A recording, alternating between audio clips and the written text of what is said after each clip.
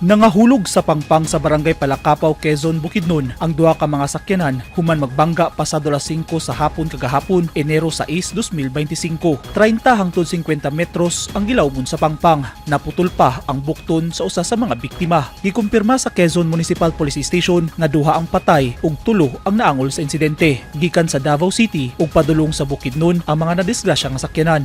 Patay ang helper sa truck nga gila sa mga otoridad nga si Jaser Bautil, 26 anyos nga taga Lanao del Norte ug ang wala pa mailhi nga driver sa L300 van. Samtang naangol sila Mukhtar Sulaiman, 45 anyos nga taga Digo City, Davao del Sur, laing helper sa truck nga si Stanley Bautil, 22 anyos nga taga Pantar, Lanao del Norte ug ang wala mailhi nga helper sa L300 van.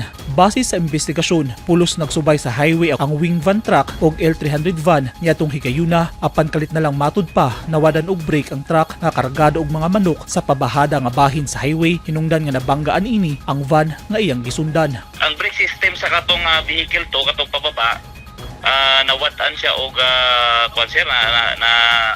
nawadan siya og brake system moto nga nabanggaan niya tong vehicle 1 nga katong gauna nga moto nakako sa katong aksidente. Nauna tong vehicle 1 moto siya nabanggaan siya sa likod sa katong nag-loose brake nga vehicle to, sir. Daling gidala sa ospital ang mga biktima apan gideklarang dead on arrival ang helper sa truck nga si Jaser ug ang driver sa L300 van. Nagpaayo na sa hospital ang mga naangol. Gikonsidera sa kapulisan nga accident prone ang lugar, busa kanunay ang ilang pahimangno sa mga motorista na mag-amping gyud sa ilang pagmaneho.